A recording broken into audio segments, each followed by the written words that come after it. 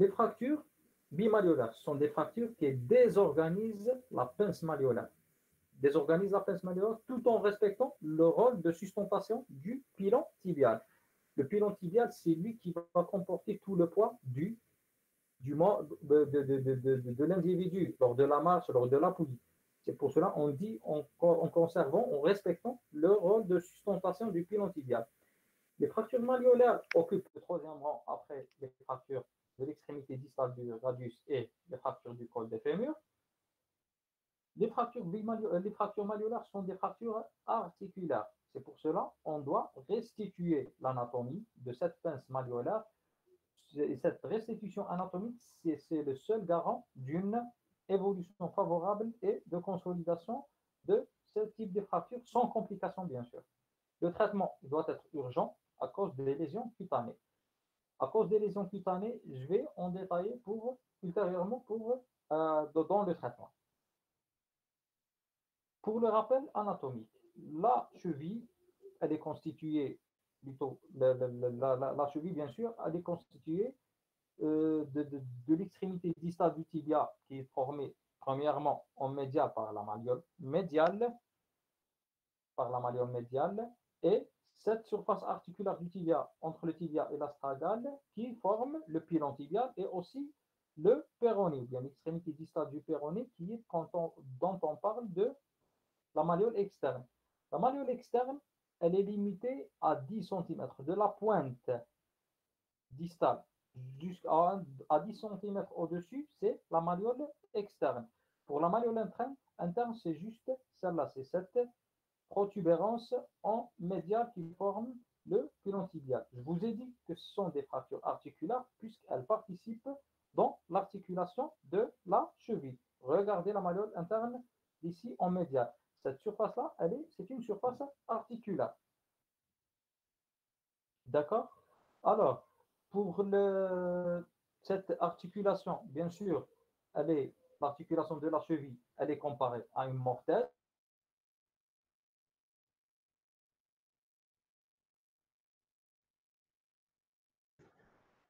دكتور بتقطع الصوت.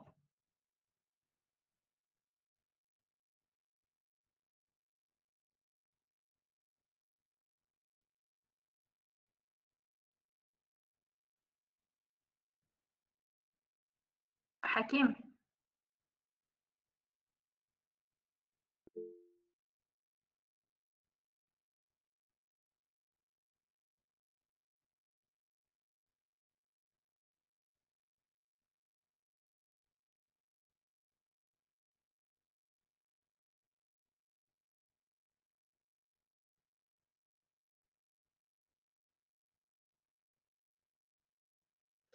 حكيم désactiver le mic نتاع l'ordinateur ou activer le mic. Je reprends. Je vous ai dit que l'articulation de la cheville, elle est comparée à une mortaise. C'est quoi une mortaise? C'est la pince bimalléolaire. Les deux malléoles, la malléole interne et la malléole externe, sont les mortaises ou bien la mortaise. Et l'astragale, c'est lui qui est le tenant, qui va occuper cette mortaise ou bien occuper le vide entre les deux pinces malléolaires. La plus grande partie de la charge, elle est supportée par le tibia, comme je vous ai dit, puisque lors de la position debout, c'est le tibia qui va supporter votre poids lors de la marche. Mais une petite partie, elle est transmise au péroné. Il y a une petite partie qui est transmise. La transmission, elle se fait par cette articulation tibio-péronéenne. En plus de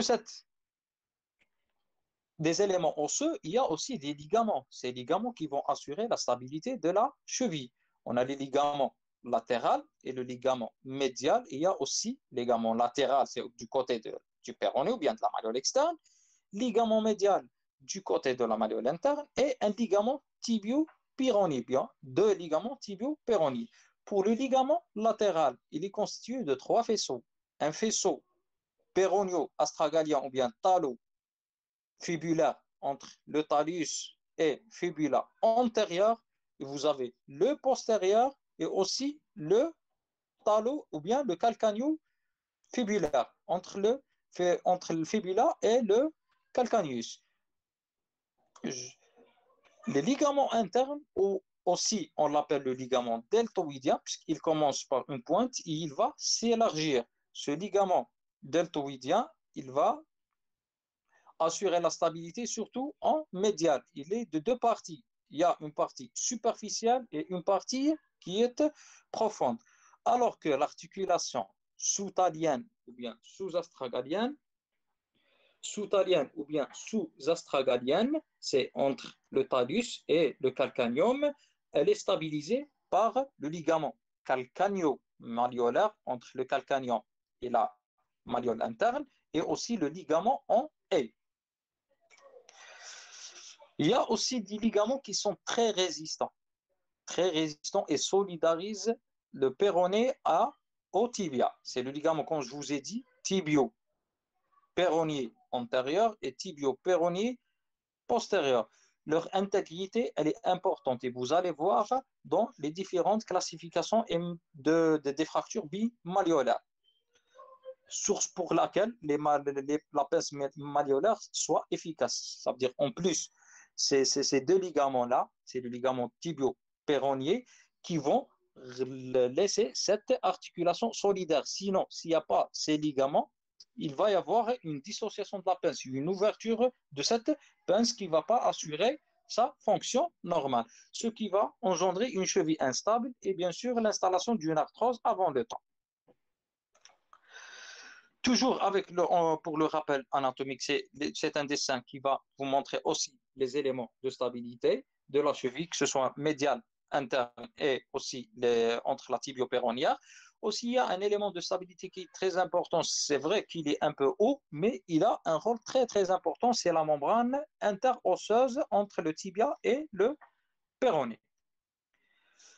Pour la mobilité de la cheville, c'est une articulation beaucoup plus qui assure des mouvements de flexion-extension. La flexion dorsale, c'est-à-dire une cheville qui va y aller en haut, voilà le talus, voilà le tibia, l'articulation tibiotalienne. D'accord, c'est une articulation qui va assurer une flexion dorsale. D'accord, pour la plus grande partie, cette flexion dorsale, elle est assurée par l'articulation tibiotalienne. Et la flexion plantaire, ça veut dire la cheville, elle va descendre en bas, comme vous voyez sur cette image-là.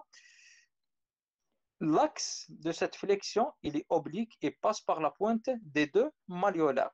Il est oblique et il passe par la pointe des deux malléoles sur une vue de face. D'accord? Pourquoi il est oblique? Puisque la malléole interne, la malléole externe, elle est plus basse que la malléole interne. Je reviens juste sur un de ces schémas-là. L'axe de la flexion, il est oblique, comme ça. Vous voyez pourquoi il est oblique, puisque la malléole externe, elle est plus basse que la malléole interne. Il y a des mouvements que vous devez connaître en plus de cette flexion-extension, et c'est des mouvements qui vont être à la source des traumatismes et de ces fractures de la cheville. Le mouvement de l'inversion. Le mouvement de l'inversion, c'est suite à une flexion plantaire. C'est comme ce schéma-là, c'est une flexion plantaire, une supination et une rotation interne du pied. C'est comme la cheville, l'image qui est juste à votre gauche. Alors que pour l'inversion, c'est l'inverse. C'est une flexion dorsale avec une pronation et une rotation externe. Chacun de ces mouvements-là, lorsqu'ils sont exagérés, ils vont être à la source d'un type bien précis des fractures. Ça veut dire, vous voyez votre radio, on va en détailler juste après, vous allez connaître le mécanisme sans que votre malade le rapportera. Pour les mécanismes de ce type de fractures de la cheville, il y a un mécanisme direct qui est rare, c'est les mécanismes indirects qui sont très fréquents. Le mécanisme direct, il est rare. C'est suite à un choc direct, que ce soit du côté externe ou bien du côté interne. Ces types de chocs directs, ils vont être à l'origine de fractures unimalléolaires. Lorsque vous voyez beaucoup plus une fracture unimalléolaire, c'est suite à un choc direct. Alors, pour les fractures ou bien les mécanismes indirects sont les plus fréquents sur un pied bloqué au sol. Il va y avoir aussi des mouvements associés, que ce soit une inversion, ou bien une adduction, abduction, ou bien une rotation externe. On peut les voir sur lors des accidents de ski, ou bien lors d'un accident de la voie publique, ou bien un accident de la circulation et aussi les accidents de sport. L'anapathe. Pour l'anapathe, pour les fractures, on va commencer par la description des différents types de traits qu'on peut voir pour la malléole externe ou bien pour la malléole interne. Pour la malléole externe, les traits sont transversaux. Les traits peuvent être transversal, comme ici, et il peut être aussi spiroïde, comme dans cette image-là, et il peut être communitif. Une fois vous aurez d'ailleurs le type de fracture ou bien le type de trait, il va vous orienter aussi. Et le siège aussi du trait, il va vous orienter vers le mécanisme du type de fracture. Ça veut dire que vous n'avez pas besoin de dire au malade comment ça a été passé. Une fois voir la radio, vous pouvez deviner le mécanisme sans l'avoir du malade. Alors, aussi la situation du trait de fracture par rapport au ligament tibio-péronnier, ou bien l'articulation, ou bien les tubercules tibio-péronniers. On peut avoir une solution de continuité en sus malléolaire, ou bien sus ligamentaire, c'est juste au-dessus, ou bien interligamentaire, ou bien au-dessous des ligaments. Pardon. Au-dessous des ligaments. Une fois avoir la radio, vous pouvez, comme je vous ai dit, deviner le mécanisme du foyer de fracture. C'est les différentes. Avant de passer pour les fractures spiroïdes, une fois avoir un trait spiroïde, il faut connaître que les mécanismes, c'est en général un mécanisme rotationnel, c'est suite à une rotation. Pour les fractures de la malléole interne, le trait, il peut être aussi transversal, d'accord, comme il peut être oblique, ou bien parfois il est presque vertical, comme dans cette image-là.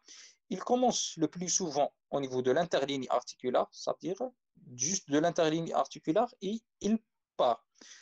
Les fractures de la pointe, il existe des fractures de la pointe de la malléole interne, ce sont des fractures qui sont extra-articulaires et sont les fractures de la pointe, on les compare à des arrachements ligamentaires. Ou bien elles correspondent à un arrachement ligamentaire. Les classifications des différents types de fractures, pour les fractures malléolaires, on les classe selon le mécanisme. Il y a des fractures en adduction, des fractures en abduction, les fractures en rotation externe. Mais le trait de la malléole externe, il est en sus ligamentaire ou bien il est haut situé. Et la fracture en rotation externe, mais le trait, il est interligamentaire. Ça veut dire on regarde des ligaments tibio-péronniers antérieurs et postérieurs. En commençant par les fractures en adduction. Comme vous voyez ici, c'est par mécanisme beaucoup plus d'inversion qui est exagéré. Le mécanisme d'inversion qui est exagéré. Lorsque le mouvement il est simple, on peut avoir juste une entorse. Ça veut dire qu'il va y avoir une rupture des ligaments latéraux. Si ce mécanisme il se poursuit, il devient un peu plus grave. Il va y avoir en plus une fracture de la malléole externe. Et cette fracture, elle est sous-ligamentaire, au-dessus des ligaments tibio-péronniers. Ça veut dire, pour les fractures en adduction, on les connaît par ce trait qui est en sous-ligamentaire de la malléole externe. Si le mécanisme, il se poursuit, ça veut dire ce mécanisme d'inversion, il se poursuit, ça veut dire tout ce bloc calcaneo-astragalien, il va partir encore en dedans. L'astragale, qu'est-ce qu'il va? Il va pousser la malléole externe, la malléole interne, il va la fracturer. En la poussant, en la fracturant, il va engendrer un trait qui est en général presque vertical ou bien oblique, comme vous voyez. D'accord? C'est pour cela, c'est les mécanismes par adduction. Ce type de fracture par adduction, ils ne sont pas vraiment fréquents. Il y a une fréquence entre 5 à 10% des cas qu'on les voit. Toujours, il y a des images avec une fracture de la malléole externe en sous-ligamentaire et une fracture de la malléole interne qui est oblique ou bien, vous pouvez voir, même la voir verticale comme c'est dans cette radio-là. Elle est presque verticale. Même chose pour cette image-là. c'est le mécanisme quand il se poursuit, voilà, c'est l'astragale qui va pousser la malléole interne, il va la casser. La malléole externe, comme je vous ai dit, toujours, elle est en sous-tuberculaire. Pour cette image-là, avant de passer, c'est une fracture bimalléolaire, c'est vrai, avec un trait vertical, mais associé à une luxation de la cheville. C'est une lésion grave, encore plus grave qu'une fracture sans luxation. En passant au deuxième type, c'est les fractures en abduction. C'est l'inverse de la première. Ce sont des fractures un peu plus fréquentes par rapport à la précédente, à 20%, elles les voient à 20%. C'est des mécanismes par éversion. D'accord? Mécanisme par éversion, c'est l'inverse. Ici, le début, quand le malade il est en éversion ou bien en abduction forcée, il va engendrer une fracture de la malléole interne. Cette fracture de la malléole interne, elle est transversale, d'accord, ou bien elle est horizontale. Vous voyez comme ça. C'est une fracture horizontale. Lorsque le mécanisme il n'est pas très très grave, le traumatisme il va s'arrêter ici. Mais une fois il se poursuit, il devient plus grave, surtout chez les sujets obèses ou bien lors d'un traumatisme très violent, on aura une fracture de la malléole externe. Et cette fois-ci, cette fracture, elle est en sus tuberculaire ou bien sus ligamentaire. Elle est au-dessus des ligaments. Et toujours, les fractures de la malléole ici externe sont engendrées par l'astragale qui va pousser la malléole externe en dehors, il va la fracturer en sus tuberculaire. Pour ce type de fracture par opposition au premier type, on va y avoir une autre lésion des ligaments. C'est les ligaments tibio-péronéens. C'est les péroniotibiaux qui sont touchés et c'est un élément d'instabilité. Lors du premier type par adduction, lorsqu'on pousse sur la malléole interne, ça veut dire par adduction, les ligaments sont couverts. Mais ici, le péroné, il est maigre. Vous voyez, une fois poussé par l'astragale, et la fracture, et aussi, il va rupturer, ce qui va engendrer une instabilité de plus de ce type de fracture. Elle est grave. Des fois, on est obligé à mettre un élément d'ostéosynthèse ou bien une vis pour permettre cette cicatrisation des parties, bien de ces éléments tibio-péronéens. Les ligaments tibio-péronéens, comme je vous ai dit dans la présentation ou bien lors du rappel anatomique, c'est la rupture de ces deux éléments-là sont très, très importants pour la stabilité de la cheville. Ils sont eux qui vont assurer, comment dirais-je, qui vont assurer une bonne fonction de cette mortaise malléolaire. Toujours des images qui vont engendrer bien qui vont vous montrer encore mieux les différentes solutions de continuité pour les fractures en abduction. C'est le trait qui est horizontal pour la malléole interne, le trait qui est en sus tuberculaire, eux aussi rupture des éléments de stabilité péronio, tibio antérieur et postérieur. Pour cette radio-là, oui, la fracture elle est en sus tuberculaire, pardon, il y a une rupture des ligaments tibio-péronien antérieur et postérieur, mais il n'y a pas une fracture de la malléole externe. C'est une fracture incomplète quand même. Mais il y a une atteinte. Vous voyez comme ça comment on voit ou bien comment on devine la rupture des ligaments tibio-péroniens. C'est par l'espace entre le tibia et le péroné. On va voir dans les éléments radiologiques ou bien l'étude radiologique, c'est quoi une radio normale, c'est quoi l'empiètement tibio-péronien pour bien comprendre. Le troisième type des fractures, c'est les fractures en rotation externe et susligamentaire. Ça veut dire par des fractures en rotation externe et le trait de fracture pour la malléole externe, il est en susligamentaire, il est haut situé. Ce sont des fractures qui sont dont on les voit à 20% des cas, comme les fractures en abduction. En premier temps, il va y avoir une fracture de la malléole interne. Cette malléole interne qui est en général, le trait, il est presque horizontal. Deuxième temps, pour la rotation externe, il va y avoir une atteinte du ligament tibio-péronien antérieur et non pas postérieur. L'antérieur qui est touché.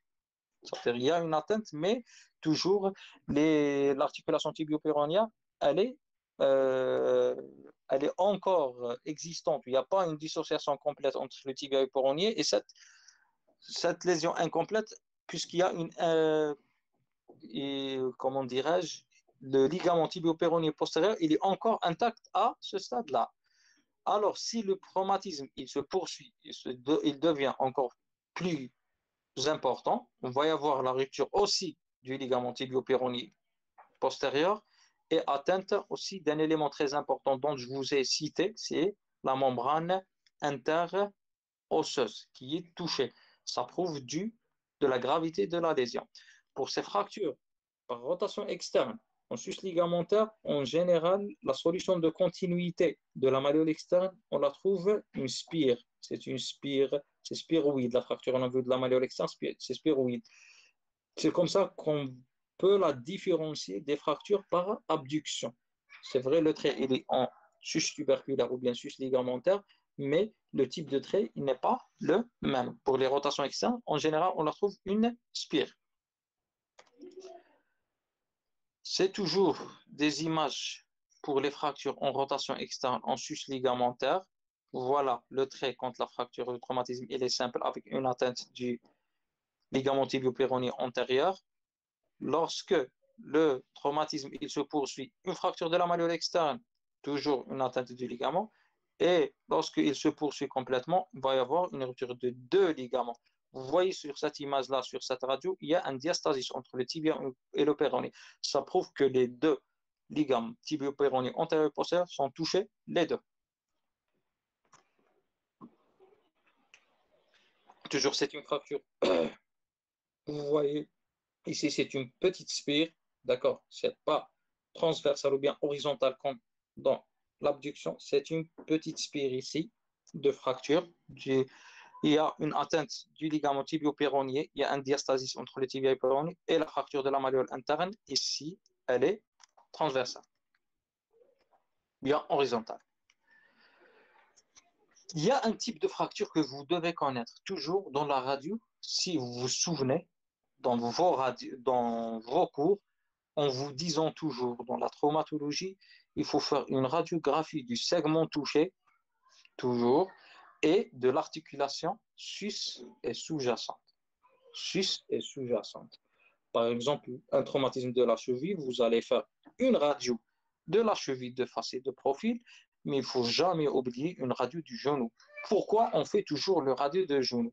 Il y a un type de fracture qui est important et il le voit souvent, c'est la fracture de Maisonneuve. La fracture de Maisonneuve, c'est quoi une fracture de Maisonneuve? C'est une fracture de la malléole interne associée à une fracture de la malléole, plutôt, du péroné. Et cette fracture de péroné ou bien de fibula, elle est haute située, c'est au niveau proximal, elle est proche du col du péroné. Si elle n'est pas au niveau du col du péroné. Ce type de fracture, est-ce que c'est des fractures stables ou instables? Je vais vous dire instable. Pourquoi instable? Parce que c'est des fractures par rotation. Pour que le trait de fracture, il va commencer ici au niveau de la malléole interne. Et suite à un mécanisme de rotation beaucoup plus externe, le trait de fracture, il va monter comme ça. Ça veut dire il va faire une spire jusqu'à ce qu'il arrive au tiers proximal ou bien à la partie proximale du péroné. Pourquoi c'est instable? Puisque la membrane interosseuse, elle est complètement touchée et elle est déchirée. Et c'est elle qui a transmis les forces jusqu'à la partie proximale du péroné et elle engendre. Une deuxième des choses, je vous ai dit, c'est une fracture instable et pour ce type de fracture, il faut toujours chercher, bien examiner le nerf sciatique poplité externe. Le sciatique poplité externe, ça veut dire pour le malade, s'il est touché, il marche en équin. Ça veut dire quand on lui demandait de faire une flexion dorsale, il ne peut pas la faire. D'accord? C'est ce qu'on appelle une atteinte, une paralysie. Pourquoi on la cherche? Puisque le sciatique poplité externe, au niveau du col du péroné, il cravate le col. Ça veut dire il descend, il vient au niveau du col, il le cravate. Il doit aller. En externe pour innerver les muscles releveurs de la cheville ou bien releveurs du pied. En arrivant au quatrième type de mécanisme, c'est les fractures par rotation externe intraligamentaire. Pour ce type de fracture, c'est le plus fréquent. C'est 50% des cas. C'est l'astragale, il est forcé en adduction ou bien en inversion. Inversion, ça veut dire l'adduction. Pour ce type de fracture, lorsque le mécanisme n'est pas vraiment violent, on va y avoir une rupture du ligament péroniotibial antérieur. Et lorsqu'il se complète, il devient encore plus violent, on va y avoir une solution de continuité, au niveau de la malléole externe. Cette solution de continuité, en général, c'est une fracture spiroïde de la malléole externe, mais son siège, on regarde l'articulation tibio-péronnière, ça veut dire interligamentaire. Si le mécanisme il se poursuit encore, il va y avoir une fracture de la malléole interne qui est transversale ou bien horizontale. Ça veut dire comme ça, toute une solution de continuité. Veuillez m'excuser, parce qu'il y a un téléphone ou l'autre. Les questions, il faut les garder juste à la fin. Je serai à votre disposition. D'accord? À combien de questions, vous pouvez poser vos questions à la fin. Je suis à votre disposition. Pardon. Alors, je vous ai dit, c'est des mécanismes. La rotation, toujours, elle est externe. Non, ce n'est pas interne. La rotation, elle est externe. D'accord? C'est toutes les rotations. Mais avec la rotation externe, pour la première, ou bien le trait interligamentaire, le trait il sera associé à un trait susligamentaire. C'est la rotation externe, ce n'est pas la rotation interne. Je vais vous expliquer à la fin. S'il y a des questions, il faut les laisser à la fin. Comme je vous ai dit, toujours une rotation externe. Le trait de solution de continuité au niveau de la malléole externe, c'est en interligamentaire, ça veut dire on regarde des ligaments tibio-péronniers. Et en plus de cette rotation externe, il va y avoir la sortie de l'astragale qui va pousser et va engendrer une fracture de la malléole interne qui est transversale ou bien horizontale et non pas verticale comme l'abduction. Comme l'adduction. Lors de l'adduction, il n'y aura pas de mouvement de rotation. C'est pour cela l'astragale il va pousser cette malléole interne en haut. C'est une image radiologique d'une fracture par rotation externe dans le trait de fracture, il est interligamentaire. Vous voyez le trait. C'est une spire. C'est une solution de continuité spiroïde avec un trait de fracture de la malléole interne qui est transversal. Toujours, c'est des images. Vous voyez, c'est spiroïde au niveau de la malléole externe. On regarde de l'articulation tibio-péronnière et une fracture de la malléole interne transversale. Des fois, si le traumatisme, bien sûr le mécanisme, s'il n'est pas très très violent, on va y avoir une atteinte du système ligamentaire ou bien des ligaments internes. Pour ce type de fracture, on les appelle fractures de la malléole ou bien fracture équivalente de bimalléolaire. C'est vrai, c'est une fracture unimalléolaire de la malléole externe, mais associée à une atteinte ligamentaire du côté interne, on les appelle équivalents de bimalléolaire. Ça veut dire le pronostic, il est équivalent à celui d'une fracture bimalléolaire complète. Comme vous voyez dans cette radio-là, une fracture spiroïde interligamentaire au regard de l'articulation tibio-péronnière avec une atteinte des ligaments internes. Il y a un diastasis important entre. Ça prouve qu'il y a une déchirure ou bien une rupture des ligaments. C'est la même chose, c'est une fracture intertuberculaire. Vous voyez le trait des spiroïdes avec une luxation carrément tibiotalienne entre le tibia et le talus. Ça prouve aussi encore de la rupture des ligaments. Toujours la même chose, c'est la solution de continuité qui est spiroïde avec une solution de continuité de la malléole interne qui est transversale. Je vous ai parlé initialement pour les fractures malléolaires, la fracture elle peut être unimalléolaire, ça veut dire la malléole interne, de la malléole externe, ou bien bimalléolaire, les deux malléoles qui sont touchées, ou bien une fracture trimalléolaire. La troisième malléole, c'est la marge postérieure, c'est la marginale postérieure. C'est une fois elle est associée, c'est la voie c'est la marginale postérieure. Une fois associée, on parlera d'une fracture trimariolaire ou bien une fracture bimariolaire plus une marginale postérieure. Ces types de fractures, on les voit sur les radios de profil. Sur la face, on ne voit rien. Vous voyez comme ça. On ne voit rien. Il n'y a pas de... en disant qu'il a une fracture bimalléole, malléole interne plus malléole externe. Mais une fois on fera le profil, on va voir aussi une fracture de la malléole, ou plutôt de la marge postérieure. C'est une fracture trimalléolaire. Cette fracture, ce type de fracture, vous voyez, ce n'est pas une fracture simple, c'est une fracture luxation. Il y a une perte de contact entre les deux surfaces articulaires, le talus et le tibia. C'est une fracture luxation de la cheville qui a un pronostic très très violent. C'est des radios pour voir après réduction. Quand on a réduit, vous voyez les fractures bimalléolaires plus une fracture de la marge postérieure. Sur la face, on voit la malléole externe, la malléole interne, et sur le profil, c'est la marge postérieure. Vous voyez comme ça. Celle-là, c'est un fragment de la malléole interne qui est très déplacé sur le profil. La stabilisation, une fois stabilisée, vous voyez la malléole externe stabilisée par deux vis, la malléole interne par une seule vis, et cette malléole qui ira de l'antérieur vers le postérieur. C'est celle-là, c'est qui fixe la marge postérieure. C'est des images pour après rééducation du malade, c'est-à-dire après stabilisation et rééducation du malade. Il a gagné à peu près la flexion plantaire qui est exacte. Une cheville à 90 degrés, normalement, il va dépasser jusqu'à 20 degrés de flexion dorsale. Ce n'est pas beaucoup, mais au moins, il va la gagner. Pour aussi, on va parler des fractures complexes. C'est des fractures inclassables avec les autres types. C'est suite à des traumatismes très, très violents.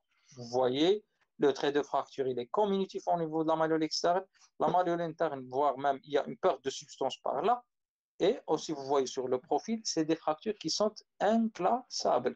Voire même, pour ce type de fracture, je vais pas on peut même les classer avec les pilons, dans les fractures du pilon tibial. Parce que vous voyez, c'est un fracas et qui va monter jusqu'à la diaphyse. On parlera de fractures du pilon tibial qui sont complexes.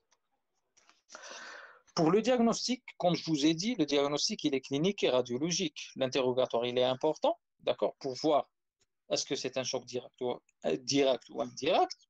Dans la plupart des cas, c'est un choc indirect qui est violent, avec une douleur vive au niveau de la cheville et suivi aussi d'une impotence fonctionnelle totale et absolue. Le malade ne peut pas marcher sur sa cheville. Pour l'examen clinique à l'inspection, on va voir l'œdème, s'il y a une déformation du pied qui va confirmer le sens du traumatisme, est-ce que pour adduction ou abduction, surtout, c'est l'inspection et cette déformation, surtout s'il y a une luxation de la cheville. C'est celle-là qui va vous montrer, va vous confirmer le sens du traumatisme, est-ce que par adduction ou bien abduction. Et elle va aussi vous permettre de respecter le diagnostic de la forme de la fracture. Suspecter plutôt le diagnostic de la forme, ça veut dire, comme je vous ai dit, une fois voir la déformation, les déformations, c'est surtout, comme je vous dis, c'est surtout dans les fractures luxation, dont on voit une cheville vraiment déformée. Sinon, pour les fractures qui sont non déplacées ou bien peu déplacées, les déformations ne sont pas importantes. Il faut rechercher les ecchymoses et les phyllictènes et l'ouverture cutanée. Les ecchymoses, ça prouve que c'est une lésion un peu ancienne, ça veut dire qui date de 2 à 3 jours des ecchymoses et vont apparaître de 24 à 72 heures après le traumatisme.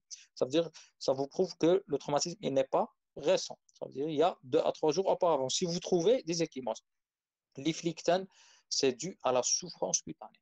Les phyllictènes, c'est dû à la souffrance cutanée au niveau de la cheville. Au niveau de la cheville, la peau à ce niveau, elle est très mal vascularisée. C'est une vascularisation très, très, très précaire. Une fois il y a un œdème très important, le malade il va installer avec le temps les ecchymoses, plutôt les phyllictènes. Des fois, ces phyllictènes ils vont conditionner la prise en charge. Si les phyllictènes sont importants, on va immobiliser le malade par une attelle ou là, avec une traction transcalcanienne. C'est une broche dont on va mettre dans le calcanium et on va mettre du poids. C'est jusqu'à l'amélioration de l'état cutané qu'on pourra opérer le malade. Sinon, on ne peut plus le toucher. Si on va le toucher avec ces flictanes et cette souffrance cutanée, il va nécroser, va évoluer vers l'infection et beaucoup de choses. C'est pour cela, les flictanes, ils vont conditionner la prise en charge. Ça veut dire, après le rétablissement d'un état cutané normal, qu'on pourra y aller et opérer le malade. Sinon, on ne le touche pas. L'ouverture cutanée, c'est suite à des traumatismes très, très violents. Vous voyez ce type de fracture. C'est des fractures par adduction. Vous voyez la déformation, elle va déjà vous orienter vers le type le mécanisme de fracture. Le bilan radiologique, les clichés c'est avec les incidences bien sûr classiques de face et de profil, en prenant aussi l'articulation sous-jacente et la jambe bien sûr, comme je vous ai dit, dans les fractures de type Maisonneuve. Dans les radiographies, bien la radiographie standard, elle va vous permettre d'analyser le type du trait de fracture, son orientation et son siège, et aussi le déplacement de la cheville. Les radios, comme je vous ai dit, l'articulation suisse et sous-jacente. Sur une radio standard de face, qui se fera sur une cheville à 90 degrés, comme vous voyez sur cette image-là, avec une légère rotation interne de 20 degrés pour une bonne exposition de cette cheville, il va y avoir un débordement de l'ambre péronnier sur le tibia et le double espace. Je ne vais pas en détailler de travail. Qu'est-ce que ça veut dire, un débordement du tibia? C'est celui-là plutôt, sur le péroné. Ce débordement, ou bien ce qui est en blanc, plus blanc là, on l'appelle l'empiètement tibio-péronien. L'empiètement tibio-péronien, en général, il est de 2 à 3 mm. C'est un sujet énorme. C'est l'articulation tibio-péronière. Le tibia en postérieur va déborder. Ce qu'on appelle l'empiètement tibio-péronien. Vous devez le trouver. Si cet empiètement il est négatif ou il est touché, ça veut dire que les ligaments tibio-péroniens sont rupturés. Si on le trouve, ça veut dire que c'est normal. Pourquoi on doit le connaître? C'est après réduction, après qu'on met un plâtre, ou bien après qu'on met un plâtre, ou bien après qu'on opère le malade par une plaque. On doit avoir cette image-là. Si on ne la voit pas, on ne peut pas dire que la cheville elle est réduite anatomiquement. On doit la trouver à 2 mm. D'accord? À 2 mm. Si elle est plus de 2 mm, ça veut dire que votre pince malléolaire, elle sera très serrée. Elle sera très serrée et ce n'est pas bien.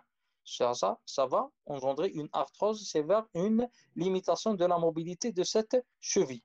Si elle est plus, la cheville elle est stable, ça veut dire la sarragale, il va jouer entre ces deux pinces. Elle doit être à 2-3 mm, pas plus. Pour l'évolution, la consolidation des fractures bimalléolaires, elle est obtenue en 90 jours. Bimalléolaire, elle est obtenue en 90 jours. Lorsque la réduction, bien sûr, elle est correcte et en absence de complications. S'il n'y a pas de complications, s'il n'y a pas un déplacement secondaire, s'il n'y a pas autre chose. La consolidation pour une fracture bimalléolaire, elle est de 90 jours. Ça veut dire 3 mois. Des fois, pour une fracture unimalléolaire, surtout pour l'emmalléolaire externe, on peut se contenter de 45 jours seulement. Ça veut dire on peut, à 45 jours, on peut permettre au malade d'appuyer et lui autoriser la rééducation. Pour les complications qu'on peut voir pour des fractures bimalléolaires, c'est toujours l'ouverture du foyer de fracture, ça veut dire l'ouverture cutanée, la compression de l'artère tibiale, surtout dans les déplacements très importants lors des fractures luxation, la consolidation en calvitieux, oui, on le voit souvent, la pseudarthrose, ce que ça veut dire une pseudarthrose, c'est la non-consolidation d'un foyer de fracture dans les délais normaux. On ne parlera on ne parlera plus de pseudarthrose avant les 6 mois. Ça veut dire, pour poser le diagnostic d'une pseudarthrose, s'il y a une persistance de traits de fracture au-delà de 6 mois. Moins de 6 mois, on ne parlera pas de pseudarthrose. Le délai normal, on en a parlé de 3 mois.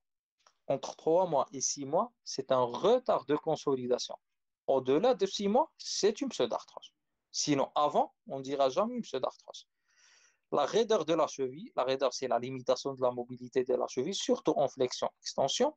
Et l'algodystrophie, c'est la complication c'est une complication importante et qui est due beaucoup plus à l'immobilisation. Aussi, c'est le calvicieux.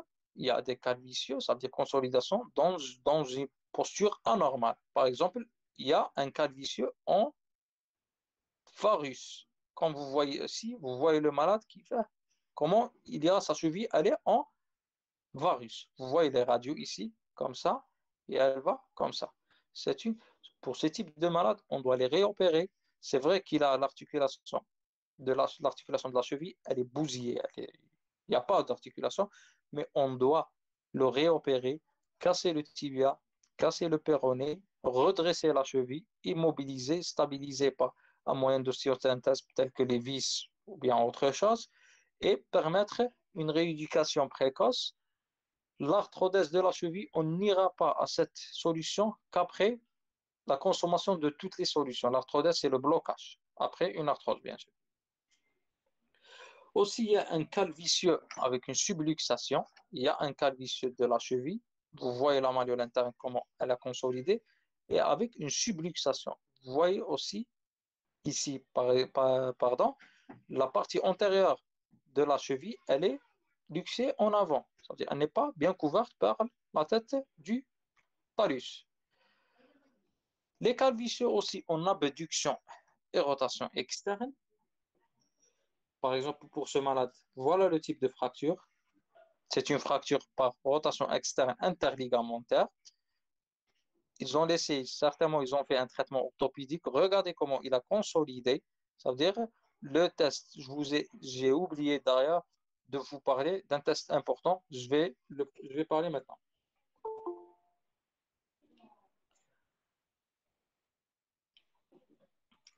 Comme je vous ai dit, c'est un calvicieux en abduction. Par exemple, c'est là l'externe. Vous voyez comment votre cheville, voilà l'axe du tibia et voilà l'axe du talus. Ça veut dire qu'elle part en dehors. Et rotation externe, puisque la malléole externe, elle est consolidée en rotation, c'est l'aspire. Le test dont on connaît par abduction, adduction, ce qu'on appelle le test de Skinner. Le test, c'est quoi un test de Skinner? C'est l'axe du tibia. Il passe par le centre du dôme astragalien sur la face ou bien sur le profil. Sur la face, vous voyez comme ça, le centre, si on descend comme ça, vous voyez, il ne passera pas par le centre du dôme. Pardon. Sur la radio après consolidation, vous voyez l'axe du tibia, il descend, il descend, il descend, mais il ne passe pas par le centre du dôme astragalien. Regardez quand on a réopéré le malade et réaxé la cheville. Voilà l'axe, il descend, il passe par le centre du dôme astragalien. C'est une cheville comme ça, bien axée. Si l'axe du tibia ne passera pas par le centre du dôme, si l'astragale il partira en dehors, c'est une abduction. S'il partira en dedans, c'est une adduction. Ça veut dire ou bien varius valgus. C'est une cheville comme ça, c'est une cheville bien axée. Alors, le test de Skinner, il est important en post-réductionnel pour voir si notre cheville elle est axée ou bien non axée. Le traitement des fractures bimalléolaires, c'est une urgence chirurgicale, surtout pour les fractures très, très, très déplacées. Comme vous voyez sur cette image-là, pour les fractures très déplacées, il va y avoir certainement des lésions cutanées, des lésions vasculaires et des lésions neurologiques. C'est pour cela la réduction anatomique est dans tous les cas une urgence. Réduction anatomique, pourquoi? C'est une fracture articulaire. Pour ce type de fracture avec luxation, on doit réaxer rapidement la cheville même à la réception du malade, même à vif. On doit la réaxer. Et cela pour lever l'obstruction ou bien l'étirement sur la peau en premièrement, puisqu'elle est précaire, la vascularisation à son niveau, elle est précaire, sur les vaisseaux qui sont source de nécrose, une fois touché, il y a un risque d'ischémie, et sur les nerfs, il y a un risque d'atteinte ou bien de lésions neurologiques secondaires ultérieurement. Pour le traitement, le but du traitement, avant de parler du traitement orthopédique, le but du traitement des fractures bimalléolaires, c'est D'ailleurs, la réduction, elle doit être anatomique. Pourquoi? Parce que c'est une fracture articulaire. Les fractures bimalléolaires sont des fractures articulaires. C'est pour cela la réduction, elle doit être anatomique. Deuxième des choses, on doit avoir une,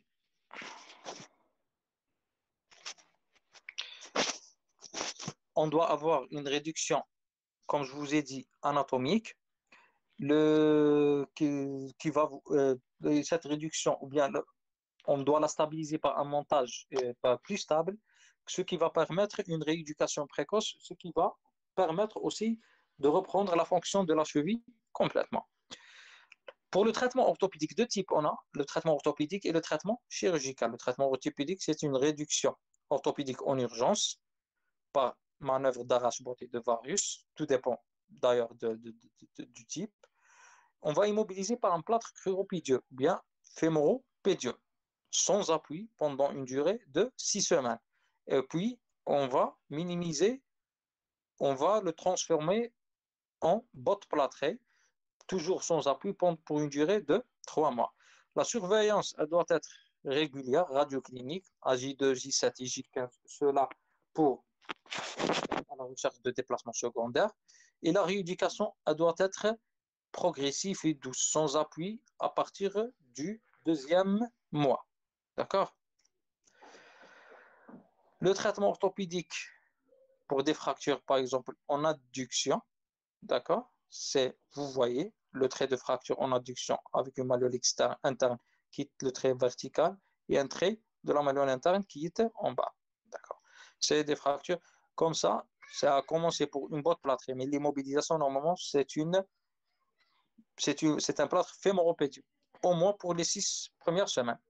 Pour les critères d'une bonne réduction, on doit avoir une longueur normale de la malléole externe qui est restaurée, une bonne réduction de la malléole interne, puisqu'il y a une surface articulaire à ce niveau, au niveau de la malléole interne, et on parlera aussi de l'empiètement tibio-péronnier, c'est-à-dire le chevauchement normal entre la malléole externe et la malléole interne. C'est-à-dire qu'il y a une suppression du diastasis, l'empiètement qui est de 2 mm. Sur le profil, une interligne articulaire harmonieuse et une bonne réduction du fragment de la marche postérieure en cas de fracture trimalléolaire. Le traitement orthopédique des fractures déplacées n'est utilisé qu'en cas d'impossibilité d'opérer. Ça veut dire qu'il y a des malades qui ne supportent pas l'anesthésie. Le traitement chirurgical, on doit ostéosynthéser en fonction du type de fracture et des habitudes des écoles. Premièrement, on doit respecter l'état cutané et les teguments, ça veut dire on ne décolle pas la peau lors des incisions. Quand on écarte doucement, parce que je vous ai dit que la peau à ce niveau, la vascularisation de la peau au niveau de la cheville, elle est précaire. On doit respecter le périoste, c'est au niveau de l'os. Le matériel, il doit être de faible volume, surtout du côté de la malléole externe, parce que le péroné, il est juste au-dessous de la peau. Et l'immobilisation par une attelle ou bien une botte pour les premiers 45 jours. Ça va vous aider à à bien maintenir les fractures. Ça va vous aider beaucoup plus pour éviter les déplacements, surtout lorsque notre montage est précaire. Ici, dans ces images-là, vous voyez, il y a plusieurs méthodes de stabilisation des fractures bimalléolaires. Les stabilisations, par exemple, des malléoles externes, ça peut être par une plaque qui moule cette os, surtout en distal, ou bien par des vis, ou bien par des broches. Je vais vous montrer les images des broches juste après. Pour la malléole interne, aussi, l'immobilisation, bien la stabilisation, elle peut être par des broches avec un aubanage, ça veut dire avec un auban du fil d'anis. Pourquoi les broches seules n'assurent pas la compression? C'est cette fil d'anis-là qui va assurer la compression des fractures. On peut non mettre ces broches-là et on mettra directement une vis qui va assurer la compression et c'est un matériel qui est non encombrant. Pour les fractures intertuberculaires, le vissage du malléole externe par 2-3 vis, l'aubanage pour la malléole interne, ici, je suis en train de vous décrire ce qu'on voit sur les images. Toujours je vous ai dit, comme j'ai dit au début du traitement, selon les habitudes du service. On a l'habitude de stabiliser la malléole externe par une plaque et la malléole interne par une vis, et comme ça, on est très à l'aise. Vous voyez ici que la malléole externe, elle est stabilisée par une broche, voire deux. Cette vis-là sont ce qu'on appelle les vis de syndesmodèse. C'est lorsqu'on opère les malades et on met le moyen d'ostéosynthèse et ce diastasis, il restera toujours existant. C'est pour cela qu'on sera obligé de mettre cette vis pour fermer l'empiètement. Ça va permettre une consolidation. Cette vis, il y a des écoles qui disent qu'il faut la laisser maximum 21 jours. Il faut l'enlever, parce que 21 jours, c'est très suffisant pour la cicatrisation ligamentaire des ligaments tibio-péronien antérieur et postérieur. Si elle va être plus au-delà de 21 jours, elle va être source de séquelles et d'une pince malléolaire qui est très serrée, qui n'est pas bien pour la mobilité et qui est source de raideur de la cheville. Pour les fractures sous-tuberculaires, toujours des mobilisations par des broches. Une chose à vous dire lors du vissage, pour un vissage qui va faire sa fonction, qui est la compression beaucoup plus, les vis doivent être perpendiculaires au foyer de fracture. Comme ça, ces vis-là vont assurer une bonne compression et une bonne stabilité de la cheville. Des fois, lorsque la cheville elle est instable ou bien l'état cutané ne permet pas à opérer et ouvrir la cheville, on est obligé de mettre une broche talo-crurale ou bien une broche entre le talus et le tibia, talo-tibial. C'est une broche qui va bloquer la cheville, surtout dans les fractures luxation aussi de la cheville qui est instable. Tous les éléments de stabilité sont déchirés avec un état cutané précaire. On va mettre cette broche du bas en haut qui va bloquer la cheville à 90 degrés. Cette broche, elle va assurer une bonne réduction. Le malade ne va pas bouger sa cheville. C'est une cheville comme ça bloquée à 90 degrés. Il va permettre déjà l'amélioration de l'état cutané et la consolidation des fractures dans une position anatomique. Ou bien on l'appelle aussi, cette broche talo-crurale, on l'appelle le clou transplantaire, parce qu'il est mis à partir de la plante du pied. Toujours, c'est l'ostéosynthèse du péroné par une plaque avec des vis. Voilà, c'est une vis de la malléole interne qui va assurer la compression et qui est perpendiculaire au foyer de fracture pour assurer une bonne compression. Le banage, oui, on peut le faire du côté de la malléole externe. Ça va assurer encore, surtout pour les fractures basses où la plaque, on ne peut pas la mettre. Toujours les fractures pour les fractures malléolaires déplacées, l'ostéosynthèse à tout âge avec des vis ou bien d'autres choses. Même chose pour les fractures malléolaires, cheville pour la malléole interne par une vis et pour la malléole externe par une plaque. Les plaques du côté de la malléole sont des plaques fines avec des mini-vis, comme ça ils ne vont pas engendrer ou bien mettre un conflit entre la peau et la plaque. C'est une fracture luxation de la cheville, fracture de la malléole externe avec malléole interne qui est intacte. Vous voyez, on a stabilisé la malléole externe par deux vis. Ici, on a stabilisé la malléole externe par une plaque. On a stabilisé aussi la malléole externe par une plaque avec une vis de syndesmodèse dont on a enlevé à 3 semaines de la tibio-péronéale. Vous voyez, on l'a enlevé après 3 semaines et on a laissé la plaque ici, parce qu'il y avait un diastasis initialement qui ne se fermait pas avec la réduction de la malléole externe. C'est pour cela qu'on était obligé de mettre cette vis pendant 3 semaines. Toujours, c'est la même chose. Dans le cas des fractures ouvertes, on peut y aller jusqu'à la stabilisation par des broches à foyer fermé, voire un fixateur externe. En conclusion, c'est une pathologie fréquente. Elle restera toujours une urgence chirurgicale. La chirurgie, elle est en fonction de l'état cutané. Si l'état cutané est bon, on peut opérer le malade. S'il n'est pas bon, on doit attendre jusqu'à l'amélioration de l'état cutané, on l'opère. Le type de fracture aussi, si la fracture est associée à une luxation, on doit opérer dans l'immédiat si l'état cutané il est bon.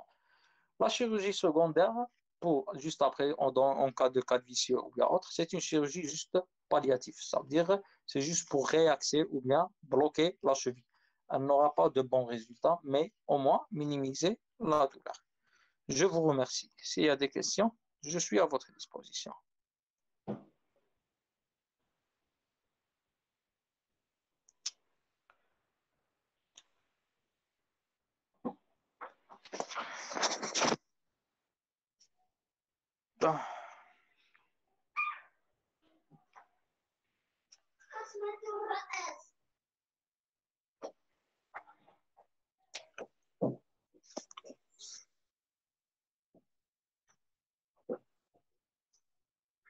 Est-ce que vous m'entendez? Y a-t-il des questions? Non.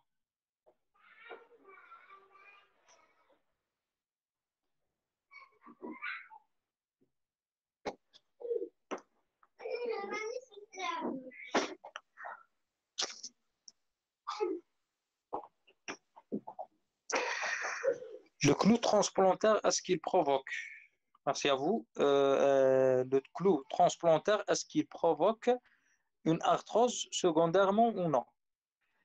Certainement, quand on met le clou transplantaire, pardon, les questions doucement. Question par question.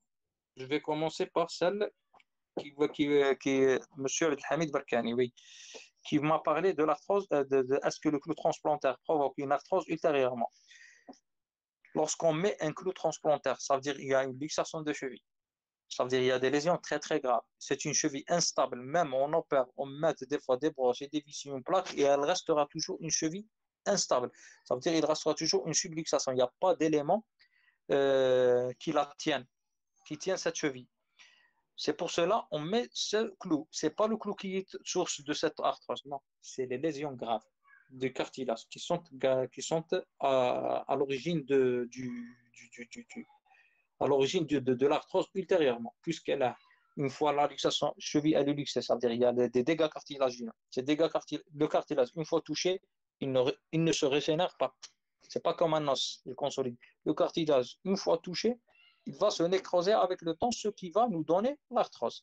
C'est pour cela, non, c'est pas le clou qui va donner une arthrose, c'est beaucoup plus le traumatisme et la violence du traumatisme qui va vous donner l'arthrose. Deuxième question. Bouguerra. Quel est le traitement en cas de fracture de maisonneuve? Le traitement en cas de fracture de maisonneuve, si la fracture de la malléole interne elle n'est pas déplacée. En général, c'est le traitement orthopédique. En général, c'est le traitement orthopédique mais si la fracture de la malléole interne elle est vraiment déplacée, on va mettre une vis pour la malléole interne. Pour la fracture du col du péroné, on ne touchera pas. Elle va consolider. C'est la malléole interne qui est importante, on doit la stabiliser. Mais si elle est non déplacée, c'est juste un plâtre fémoro-pédieux, il est très très suffisant. J'espère que je vous ai répondu. Je n'ai pas compris le débordement de 2 millimètres. C'est l'empiètement. Attends, donc je vais aller diapo et je vous réponds. J'ai pas compris bien. Pardon.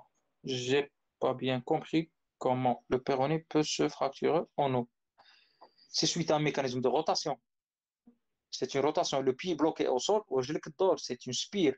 Ça veut dire les mécanismes, les forces, ils vont se poursuivre ils vont déchirer la membrane interosseuse et c'est des traumatismes, c'est une rotation. Le pied bloqué au sol, le corps dort. Des fois, tu seras à faire plus de 90 degrés. C'est pour cela.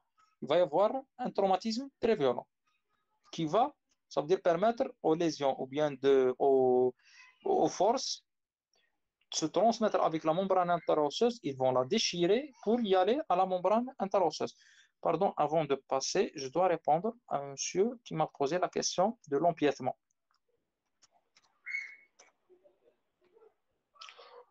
Débordement de 2 millimètres. Attends. Je dois voir une bonne image.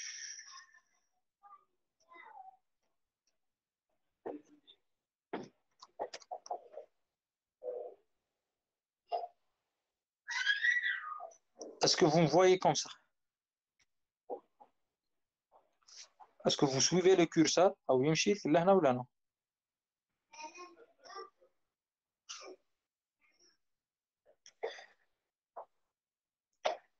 Vous voyez sur cette cheville-là, vous voyez, il y a un empiètement. C'est celle-là, le débordement tibial ou bien péroné. C'est le péroné et le tibia, ils vont se croiser, se superposer. Alors, le débordement tibial, l'espace, il est entre 2, 3, voire 4 mm, pas plus. On le voit ici sur cette radio-là. Si il y a une rupture de deux ligaments, oui, il va y avoir un diastasis.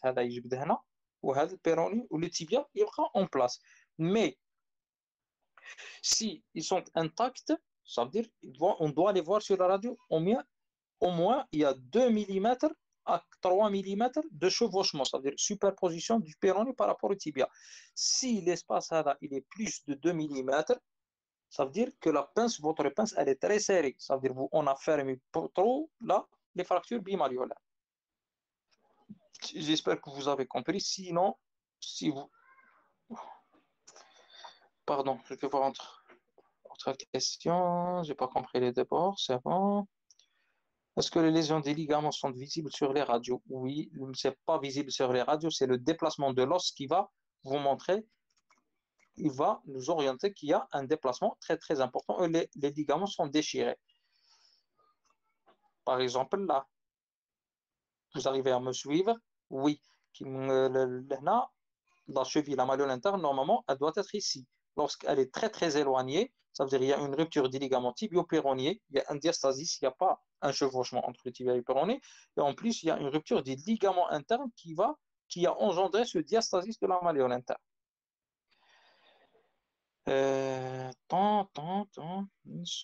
Bien, vous le suspectez. On ne dit pas suspecter, on les devine juste sur les radios. Les fractures par rotation externe provoquent donc deux types de fractures, oui, deux types de fractures, sus-ligamentaire et interligamentaire. L'axe du tibia, c'est le test de Skinner. Skinner, S-K-I-N-N-E-R. Skinner, c'est l'axe du tibia passe par le centre du dôme ou bien astragalien sur la face et sur le profil, quelle que soit l'incidence. Il doit passer par le centre. Le test de Skinner. En cas d'atteinte de sciatique poplité externe, tout dépend. S'il y a un étirement ou bien une neurapraxie, elle va récupérer avec le temps. S'il n'y a pas une neurapraxie, ça veut dire une déchirure, c'est la réparation chirurgicale, bien sûr. Ici, c'est la réparation chirurgicale. Ici, la découverte, la prise en charge plutôt, elle était très très tardive. Il y a une chirurgie palliative. C'est un transfert des muscles qui va permettre la flexion dorsale du pied. Skinner, oui, exactement. S-K-I-N-N-E-R. Est-ce que la rupture des ligaments internes signe luxation de l'articulation? Ce n'est pas forcément la luxation. Une luxation, ça peut être une subluxation. Une luxation, c'est la perte de contact total entre les surfaces articulaires du tibia.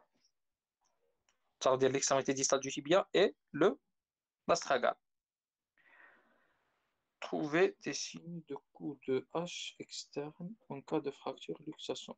On ne dit pas un coup de hache, c'est un coup de vent. En général, tout le segment de pied qui ira en interne ou externe, tout dépend. Est-ce que c'est l'interne? Tout dépend du mécanisme. Est-ce que par adduction ou par abduction? Je pense que c'est bon. Merci beaucoup, je vous remercie. S'il y a des questions, vous pouvez me les laisser sur ma boîte mail et je vous réponds. Merci beaucoup. Pour votre cours avec Dr. Mich, vous allez le voir, Inch'Allah.